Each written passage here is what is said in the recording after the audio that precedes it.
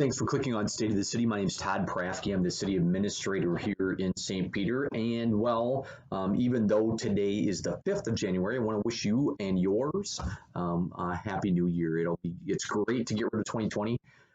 I don't know who would measure 2020 as a great year, but we're hoping for a lot better things in 2021 again. So thanks for clicking on the State of the City. Now, one of my New Year's resolutions, I don't know if you have a resolution, but one of my resolutions is related to State of the City. Last year, as you know, probably August or September, I kind of trailed off doing these, and I had a lot of people comment to me that, man, I got to get back on the go with this. And so one of my New Year's resolutions is to try and do 24 of those this year. So every other week, generally after a workshop. And workshops occur on the first and third Mondays of each month, well, unless there's a Monday holiday in there.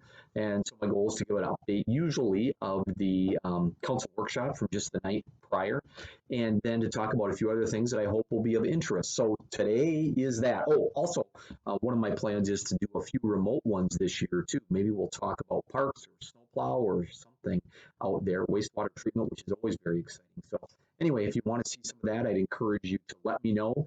I'm going to put a link on the bottom here to send me an email, send Barbara an email, and let me know if you have any topics that you would specifically like me to cover. But in keeping with tradition, here's a workshop from just last night. You'll see that there were really 3 agenda items on there, and the first one was about Amoresco.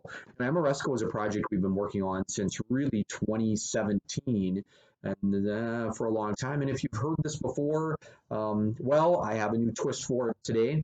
One of which is the report has come back now about how much energy we're saving and what our carbon footprint looks like. And so the council went over that with Amoresco last night. So if you want to see more on this council packet, you can find it on our website. You'll see the presentation, the slides for the presentation that Amoresco did as a part of this.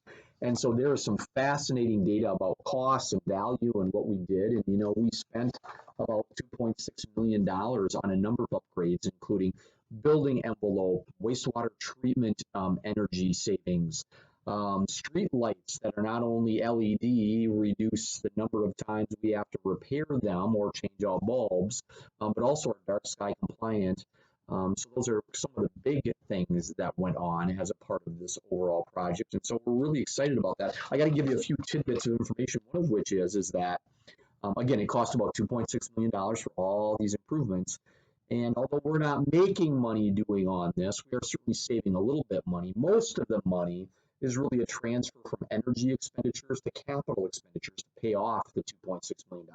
But we are saving a little bit of money. But maybe most importantly, we're helping the environment. And the council certainly wants to emphasize that as one of the things that's of vital importance to them, sustainability. And so I have to mention that we've reduced our carbon footprint as a community based on these projects over 1,000 metric tons annually. And so if you kind of do the calculation, there's some cool things that you could do about comparison. And so it would take 5,100 trees, newly planted trees, next year to compensate for that CO2 if that was emitted into the air, or 1.8 million car miles. So we've reduced our carbon footprint by the equivalent of 1.8 million car miles. So that's kind of cool. So again, wanted to mention that to you. We have a couple other things on the agenda that we talked about just briefly, one of which was council rules. This is one of those organizational things that councils look at the beginning of the year. So look for that within the body of the document if you're interested in that. And we also talked about COVID leave for employees and how we're going to handle that going into the future. So that was kind of the workshop from last night, and there'll be a big council meeting planned for upcoming Monday night. And so organizational meeting, just a bunch of different stuff that we go through on a regular basis.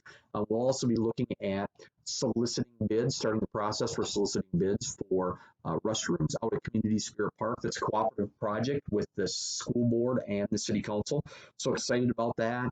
And certainly a number of other things. But let me hit to a couple of quick ones here first. I want to mention MRBT. Here's, I just have an image of MRBT.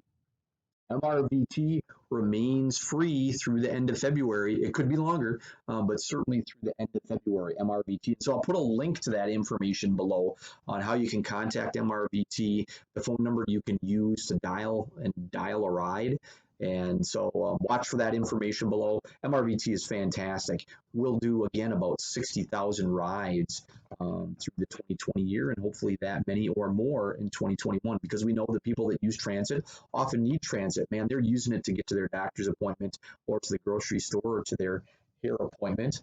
And so that's all really important stuff in people's lives. And so we're very fortunate to be able to provide that service to folks. I also want to mention Rivers Edge Hospital. As you know, in July, the renovations were finished on the $30+ million expansion. And so I want to mention Rivers Edge and all the great stuff that they're doing out there in partnership with our friends at Orthopedic and Fracture Clinic and others. And so thanks for continuing to support Rivers Edge. Rivers Edge is a community-owned hospital. It's owned by the city. And so all of you that are citizens in the city have a share in this. And so we're very excited to continue the mission that's very important. And that mission is to continue to provide quality health care to our residents and community. And that includes, stuff like knee replacement, but it also includes those things like urgent care and emergency room service. And so again, we're grateful to be able to provide that within our community. One other thing that I want to mention as we talk about the new year is the list of vital importance. And so these are the big things that the council thinks about as they're making big picture decisions in the community. So I'm flashing this up there very quickly, but I will put a link to it below as well. So those are some of the big things that I want to mention to you besides New Year's, and wishing you a happy one and all hoping for a better 2021. So with that, I'm going to try and stop. We're at about 6 minutes and 37-ish seconds. And so thanks for clicking on State of the City. Look below for all that information. Send me an email about other topics. Talk to me about the hot sheet if you want something in the hot sheet or you want to sign up to get this electronic newsletter. I'll have a link for the council workshop on there and also some other great stuff. But if you want to know more, here are some of the great ways that you can contact us. Right, you can see on there our email address, our website, our Facebook page, our YouTube channel, and certainly our Twitter handle as well. So check those things out. Again, thanks for tuning in to State of the City. Happy to see you. Hope you'll visit us again next time.